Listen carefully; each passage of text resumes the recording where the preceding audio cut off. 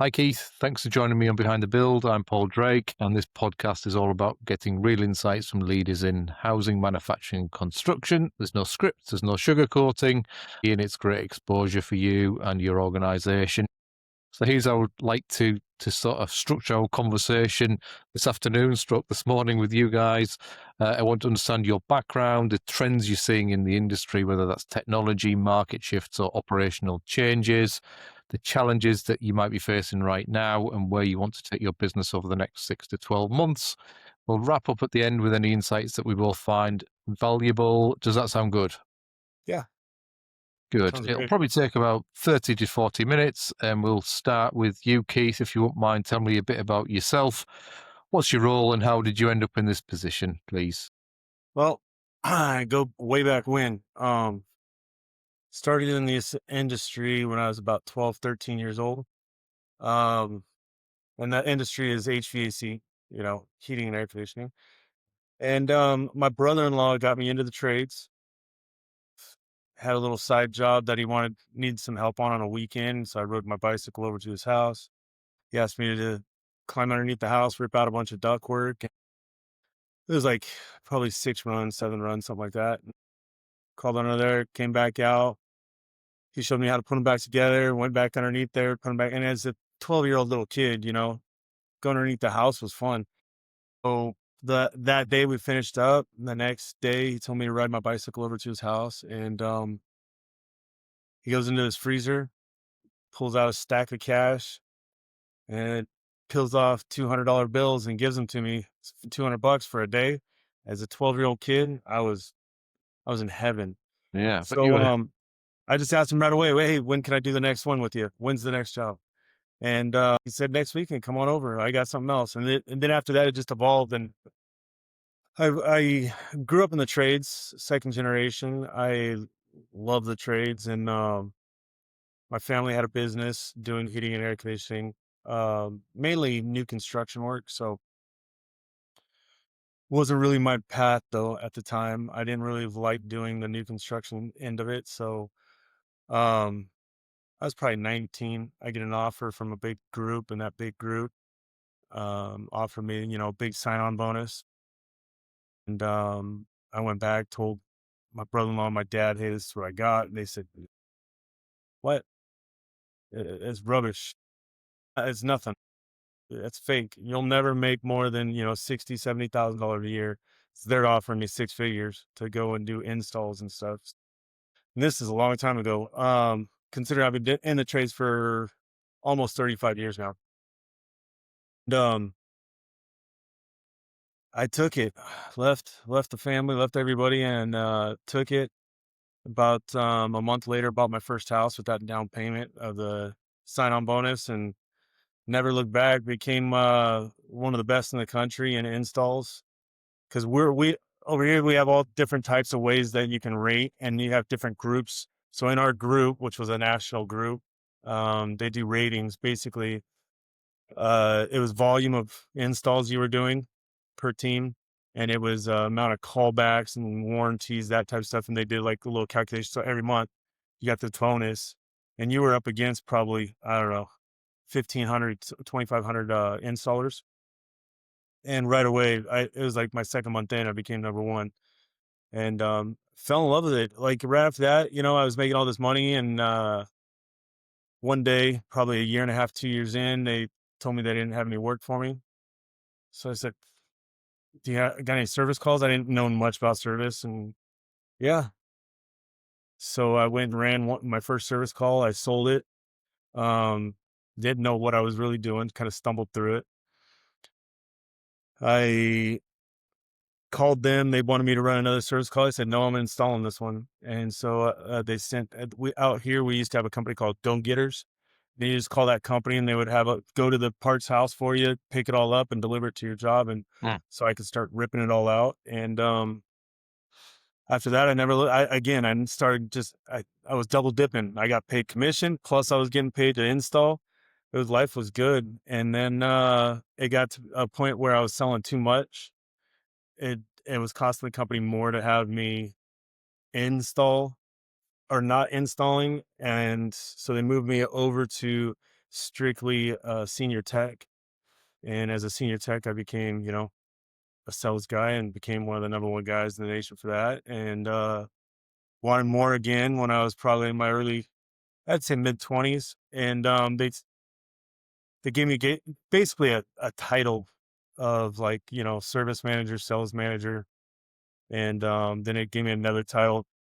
They kept me out in the field. You don't want to take your biggest producer and move him from, the field into the Mm. office. Then at another point, I just got tired of it and figured I could do it on my own. And fast forward, by the time I was 32, sold my first company. Ended up going to work for that first company. They were a national company out here in the States. Did really well for myself. Those were my college years, I always say, because I learned, the back end side of the business. Grew very fast. And after that, left, became the company sold to actually a UK company, one of the largest, uh, I guess, gas providers. They changed out boilers and that type of stuff out there. Um, so I didn't like where the company was going at that time. So left, became like, hate saying it, but like a coach type thing, and started, getting paid a lot of money to go around and talk and help other companies build and scale. And during that time, I literally started, making some deals where I was getting, percentages of the businesses and that sort of thing. So I did pretty well for myself at that. And then at some point, probably about 5 years ago, I decided, I wanted to build a new technology for the industries. And so I stopped kind of doing all that stuff, started another home service business so it could build and help me learn the technology side, so I can test things out and so forth. So started another home service business. It's on pretty much cruise control now. I run probably about 12 techs right now currently in the field. We only service a 5 mile radius. We don't do any marketing whatsoever.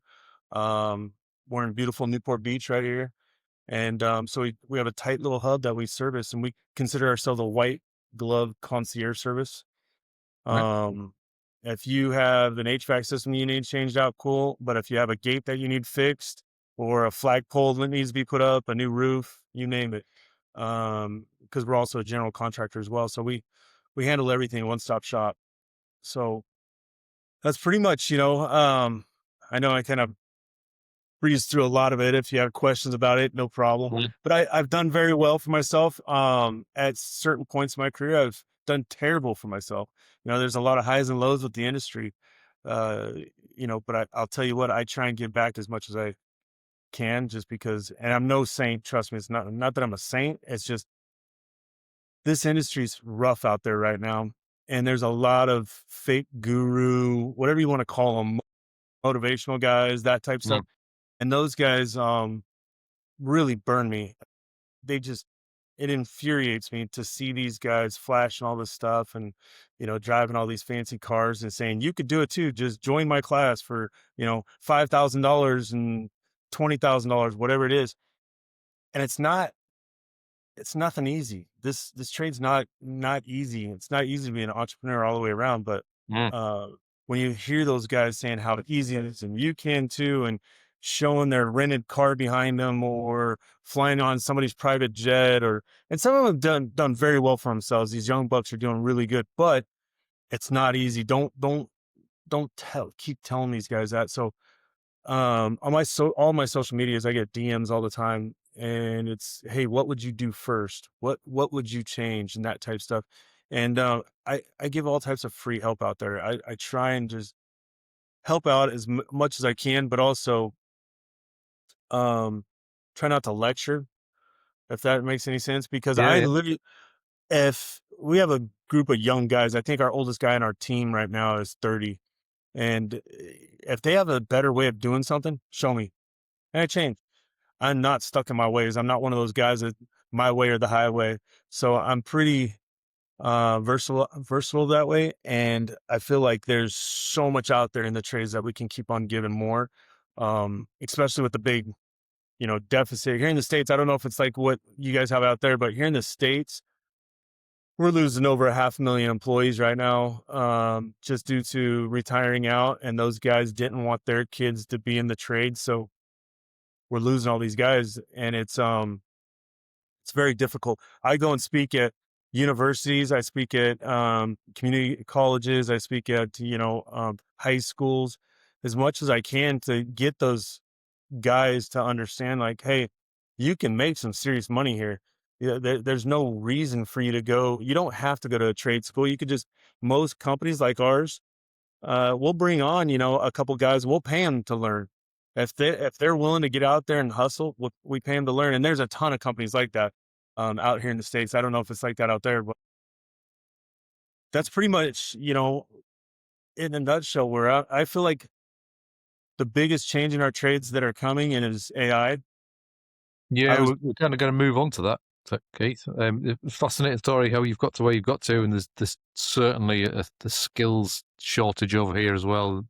Older generations just retiring, and nobody really, well, the people coming in at the bottom, but not enough to achieve the ambitions of government and house builders over here. So we share similar challenges on that front. But yeah, so we're kind of moving on to the next sort of trends, if you like. Are you seeing any technology shifts, including in AI and in that sort of space? And what you're doing? Yeah, so I was just at a couple shows in Las Vegas and I was blown away. I go to quite a few shows a year just to see what everybody's doing out there. And normally you see, you got the train company, you got Carrier over here, you got, all these big manufacturers. Most shows right now, you might see a big manufacturer, but most of them's an AI, receptionist, an AI dispatcher, AI, like everything's AI. Now, I know a lot of people in these, the software and hardware development areas. As tradesmen, we don't have to worry about, you know, uh, robotic engineering and that type of stuff, coming in and dealing with a client and, finding out the problem. There's a lot to AI that you can use for help. And what I've learned over the past year and a half is Chat GPT. I have techs that have, download. And if they have problems or questions, they take a picture of what's going on, they send it to it. Sometimes it's right, sometimes it's wrong, but it is very helpful. And there's a lot of different companies out there that are doing that type stuff. So I was really blown away as we're walking through the big last one that we went through, that there was just a lot of young technology type companies that are trying to cram their way into the business, whether it's giving load calculations to like call centers. It was all over the place. Finance companies. I can't even think about how many different companies are training platforms that tell you, hey, if the customer says this, you say this. And I'm like, everybody's trying to take the shortcut. There is no shortcut in the trades. There's just not. Just give good customer service, understand that you will make mistakes and go from there. So yeah. Yeah. What about just software in general then, Keith? I know we've talked about AI, but ultimately underpinning that is a piece of software. Is there nothing in the industry that makes you more efficient at doing what you do? Is there anything new in that sort of space? Well, and it's funny. I don't know if you guys have Service Titan over there. You have No. Service Titan. Well, probably most things are pretty global now. Dispatching software. It's the biggest one here in the States. I mean, they just went an IPO recently. Been on their platform for years. They've been around probably 14 years, 15 years. And it gives you all your KPIs real time. So you should check it out. I don't think they're over in the UK yet, but anyways, that's probably the best software. And then the rest of it, I really haven't came across anything that, blew my mind. Yeah. Yeah, I'm trying to think. There's like so many different like little ragamuffins type. I hate saying it, but there's little ones that are out there but nothing's giving you like real feedback. We're getting ready to launch one here. We've already kind of semi launched it and we got them in a couple homes and we're just testing them out, see how things are working and so forth. And I've been working on that for about 5 years, but that's a that's just a proactive type hardware and software that we developed ourselves.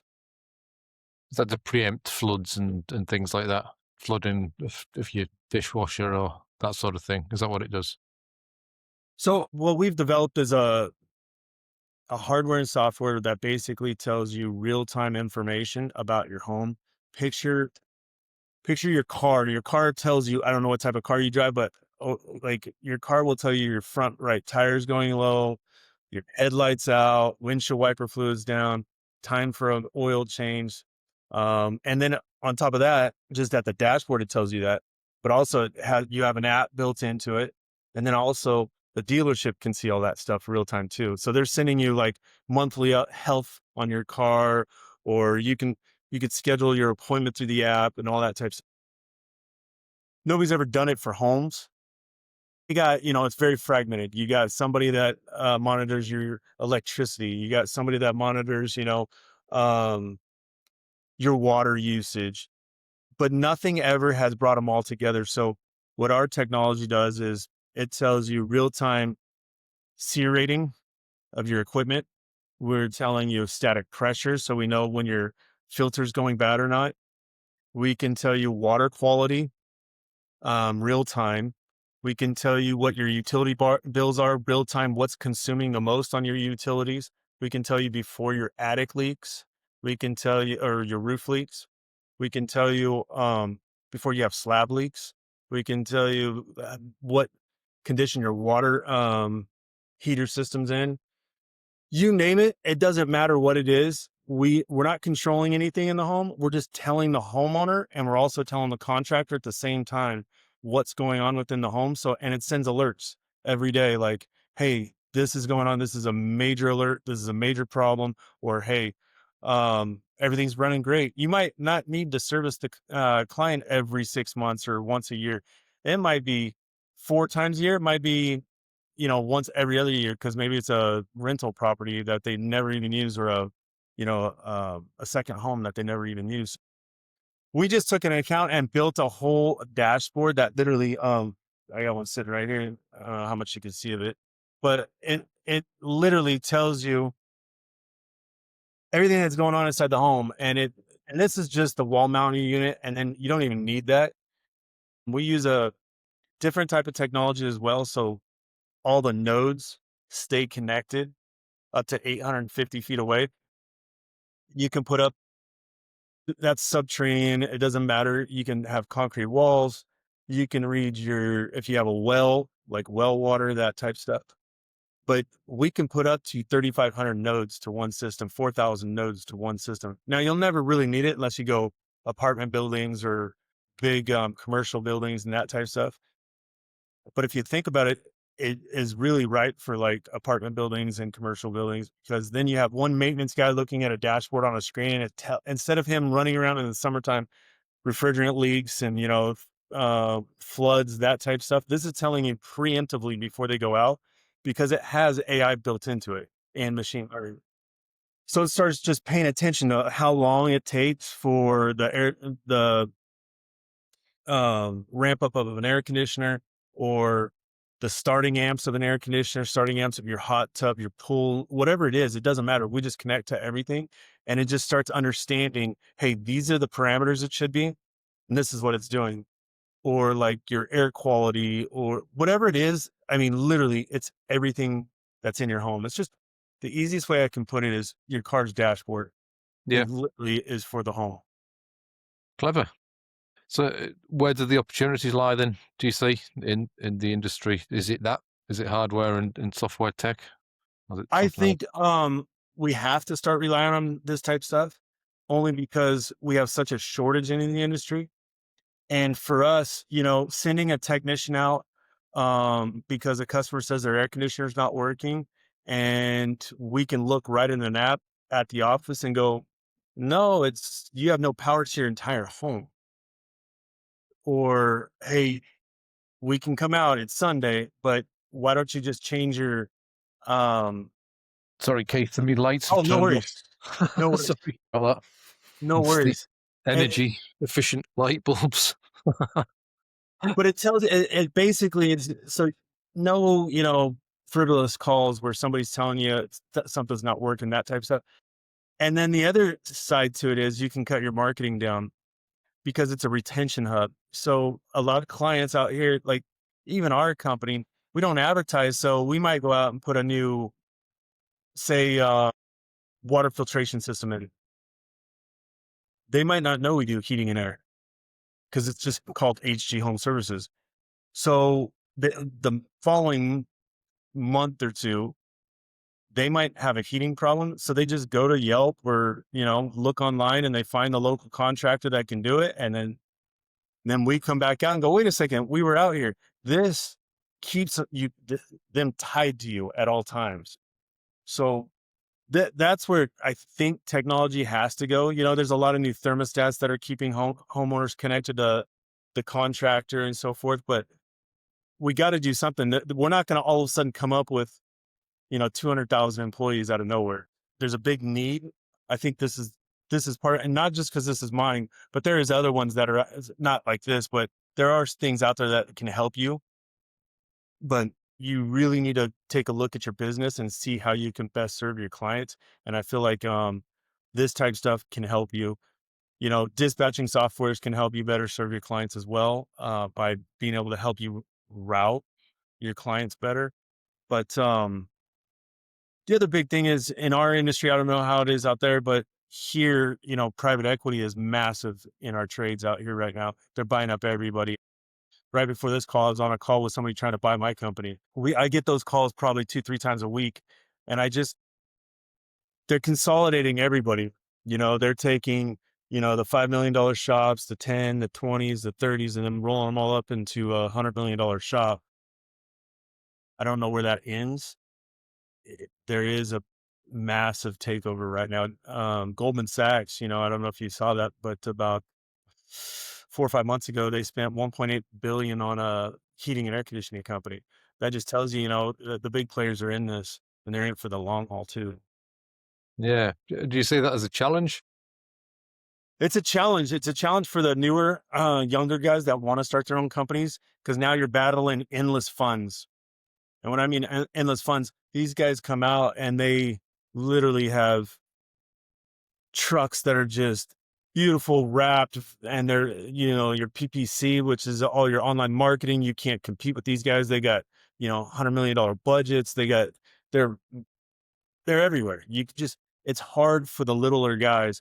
That's why with us, I mean, we have, like I said, probably 10 trucks out there, 12 trucks out there, and we're just simple. We have just a basic, beautiful logo on the sides. Our trucks are all black, and you know, we stay in a tight little area and keep to ourselves. We're the only heating and air conditioning company in. I'm actually in Corona Del Mar. We're right on the water in Corona Del Mar, Newport Beach. But I mean, there's cities, 10 miles away from us that have tons of heating and air conditioning. So we're not the only guys in this area, but we are the only ones we can say we're locally owned and operated in Newport Beach. So that kind of sets us apart. But the new guys that are coming up, you know, uh, you're not going to see them blow up very fast just because it's hard competing with, these big PE backed firms. And they just keep on taking over and over and over. The guy I was talking with earlier, he just wanted to buy my company because he knows I have a great reputation in this area, and he'd like to get in this area, and he'd just like to tuck our company into his company that he has probably about 30 miles away. I suppose it's good if you want out, but not for the wider industry. So where do you want to take the business over the next sort of 6 to 12 months, Keith? What ambitions do you have? For our company itself. So HG Home Services, it's basically I'll call it my cruise control. It's I'm not trying to grow it. I just bought a whole nother. I change out all my vehicles every 3 years. Um, so I just bought all new vehicles. I have a fully staffed team. We're we're not trying to grow at all.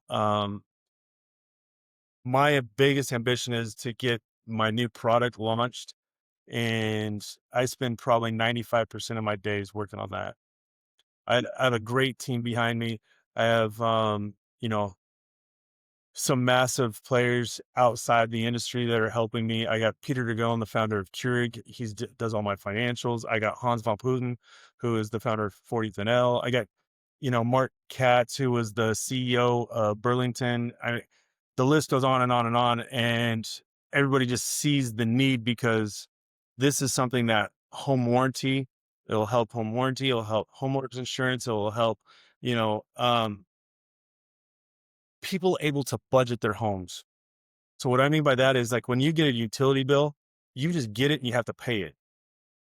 Here, now you can start saying, all right, well, I only want to spend $500 a month on my utilities. And you're at the 20th of the month, it'll start telling you, and you're at $450, it start telling you, hey, shut this down, it just, and it's very inexpensive. I feel $1,800, and you get a full house set. Most people, when we tested it out of markets, it was anywhere from 5,000. Recently, we started talking to more people. It was $12,000. Well, this is very reasonable. And most heating and air conditioning, because we're only going to the contractors. The contractors, they're the ones that are going to sell it. They're going to install it, keep the client happy. Most of the bigger contractors, what they're looking at is just giving it to the homeowners, and then the homeowners will pay a monthly fee. Just because it keeps that tight retention hub, but it also keeps them from running a bunch of frivolous calls. So I think that's where the industry really has to go, is just understanding your clients and understanding what's going on with their homes before there's massive problems. I don't know if you guys have Paul Mitchell out there, Paul Mitchell hair products and salons. Anyway, they're the largest out here. They own like Patron tequila and all that. He's one of my clients. The other day, he reached out to me directly and said, hey, can you come look at my house? I go and look at his house. He's got black mold growing up the walls. He's got like water coming into the home. He had no idea. It's a subterranean basement with a movie theater. They moved a bookcase, and behind the bookcase, this whole wall was just filled and water seeping in. He was like, I just wish somebody could tell me, you know, this type stuff was going on. And I just kind of laughed about it because I'm like, he can't turn that into his insurance. He needs to have us. I mean, it's going to be over $500,000 for us to fix this problem. And if you turn it into your insurance, insurance is going to label it. They'll never insure you again out here. Then you're going to have a hard time trying to resell the home and all that stuff. Mhm. So it's just, it's crazy. It's really crazy that, homeowners can't believe that there hasn't been something out there. And I'm not trying to pitch this again. It's just, I see such a need for something like this in the industry and the trades. Yeah, Um, preventative and that's the maintenance, direction it isn't has it, to go. essentially? What's that? Yeah, preventative maintenance, essentially. Manufacturing companies do it quite regularly, but yeah, homeowners, it doesn't seem to be a thing until now. Keith, I mean, Yeah, there are other people doing it, of course, but it's not and mainstream. it's crazy because it's the largest investment that you have. So, like Airbnb, we've talked to Airbnb, we've talked to a lot of different people, and they would love to put this all over their platforms. Um, because the only time there's usually a phone call from a homeowner to a heating and air plumbing contractor is when they're pissed off because nothing's working. Yeah, And then we come in and rescue to save the day. Well, this helps you. This is telling you, that like go on most thermostats tell you, hey, time to change your filter. That's a timer. I don't care what's out there on the market. Everybody has all these new technologies that they say. We went out there and bought all that new technology to see what it's doing. It's all timers. I don't care what it is. It's all timers. Um, so that's a big thing out here. We used to always say it was about 2% of the population did annual maintenances. I think it's a lot higher now because we've gotten really good at, preaching it, and people, want to retain those clients. So they give them 2 or 3 years of maintenances and that type stuff. I bet you that, I'm sure we could look it up, but I bet you it's probably about 10% of the population does maintenance now on a routine basis. It's just like when you buy a home, they should tell you, hey, this is, you should have this checked, you should have this checked. They don't. yeah. They just don't. Yeah, they do that do that to a certain extent in the UK. If you buy a new build, there's certain requirements on boilers, that sort of thing. It has to be maintained and serviced. Otherwise the warranty's null and void. But you're not forced to do it. And lots of people probably don't do it because it's a cost. But that side of the business, are you looking to grow that side, Keith? Have you got aspirations for that side, the software and the hardware? Oh, yeah, we just, landed 250,000 square feet in Houston because this is all being built here in America. So, I mean, there's some things we gotta go overseas for, like chips and screens, but everything else is being built in, Houston. I'm actually flying out there tomorrow the next day, Wednesday. But, that that is gonna be probably next year. We have we're starting to get a ton of pre-orders already, but that's gonna be, you know, all I don't wanna jinx myself, but the amount of interest that we've been putting out. The first, video that I put out about it, we got 2 million views within literally 2 weeks, and it was being passed around. I could see it being shared around, but I'd love to see who was sharing it, but it doesn't show you the back into it. But, so every video after that, we've gotten so many people reaching out going, "Hey, when can I get it? When's it gonna be a little further along?" We're done building it out. We're just now we're all right. Make sure we got it running hard and it's a nice hardy system. I don't want to flood the market with something that's going to break or have all these other things. So right now we're getting ready to produce 500 systems. That's basically our test run is 500. Then by the mid February we'll put out another 1,500, and we already have upwards of 400,000 pre-orders. So next year's really off the charts. My team that's helping me through this as keeps on telling me, no, no, no, let's scale it back. Let's scale it back. We don't want to rush this thing out there.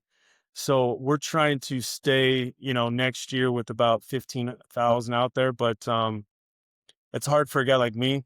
I've put everything into this, and this is my legacy. I put everything into this thing, and um, I got new ventures and different things that I want to do further with it.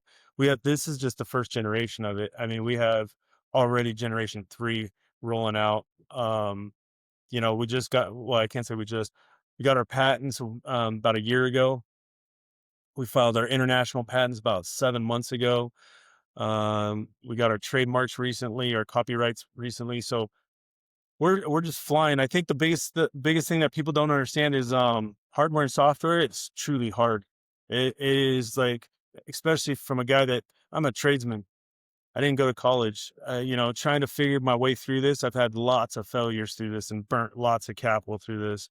And now, we're at a good spot where I brought a great team surrounded by a good group of guys. And yeah, we thought we were ready to launch 2 years ago, and when we had it done, and then I went to meet with a hardware engineer, he was like, "What? You can't use that type of technology for this if you wanna scale more than 5 to 10,000 units." And I was like, "What? Hold on, time out. What are we doing Yeah, here?" it's not what you So, want to know.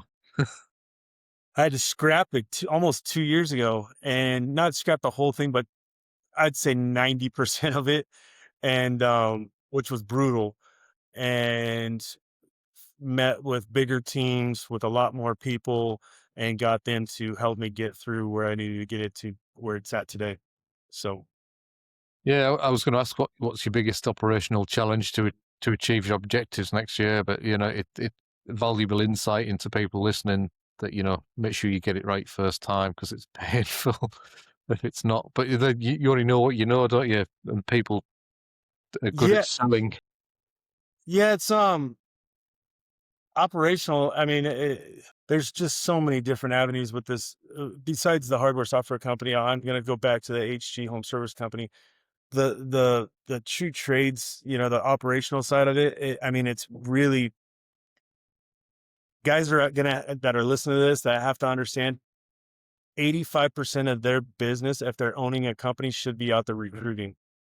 You should be out there recruiting hard, trying to get the guys before they get scooped up by the big private equity firms, because they're going to get scooped up. They're going to pay them more money. They're going to if you can bring these younger guys in straight out of high school, clean cut, smart kids that don't want to go to college or understand that they don't need to go to college to make six figures, um, they should be recruiting. I've always really focused in on recruiting, and especially right now, that's probably going to be everybody's biggest challenge over the next 2 years is trying to keep their teams big and excited to be working for them. So culture is another big one. You have to have everybody has to be on the right page, excited and having fun doing what they're doing, and that's hard.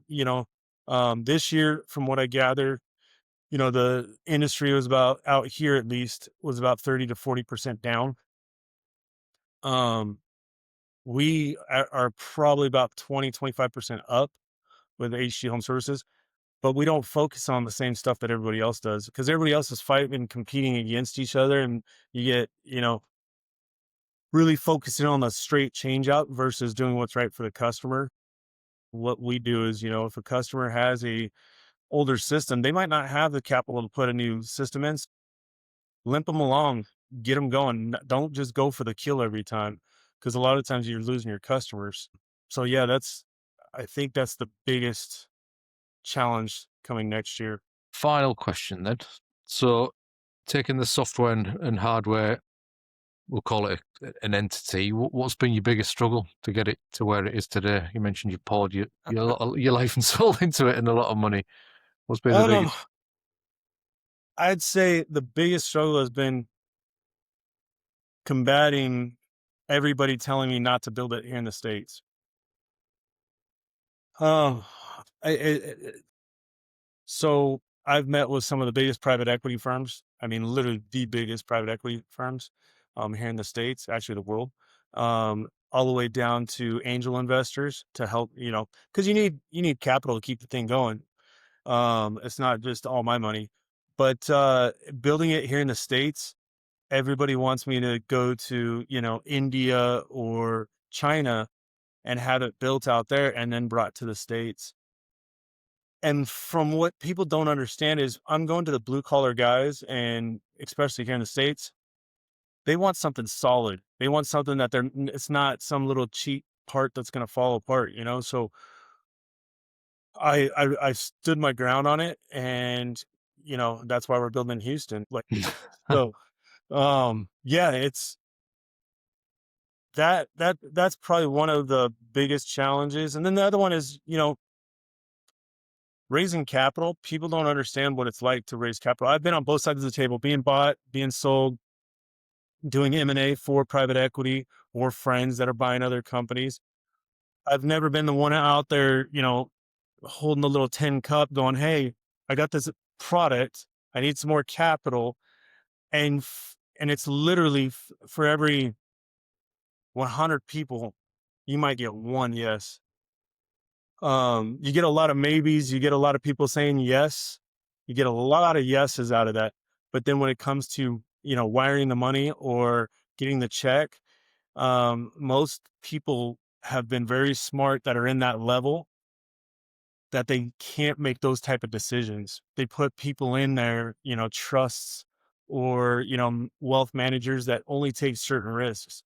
And those type guys don't want to look at, a startup company or a pre-revenue company is what we call it, a pre-revenue company and put, $500,000 into it because they really don't know the outcome.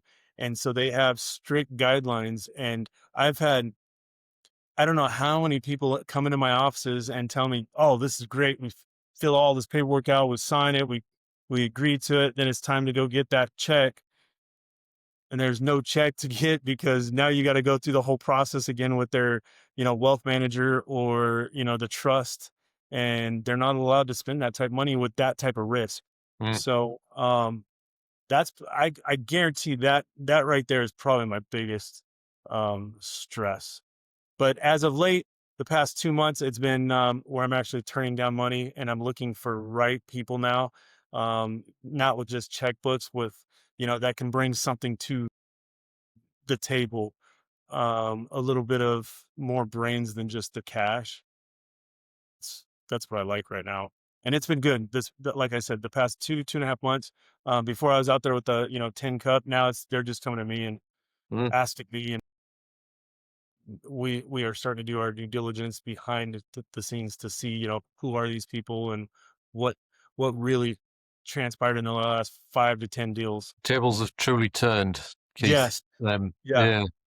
It's So, very different. You have an actual we've always had a good product and something that we can show people how it works and so forth. But now it's a sexy product. Now it's something that like is robust and it just keeps on growing and growing and growing. And you can see all the data that's flowing through it. And that's where the big game changer was for us when I can start showing people. And, I hired a marketing firm, not a marketing firm, I get a branding firm that literally started like building me some videos for me to start posting. And actually, they just came out with about 50 new ones. So I'm going to start launching them over the next, usually every other day. Start launching them, and it pulled bullet points out, and they're really professionally done. And that way, people see, this is what's coming. This is what's coming in the pipeline.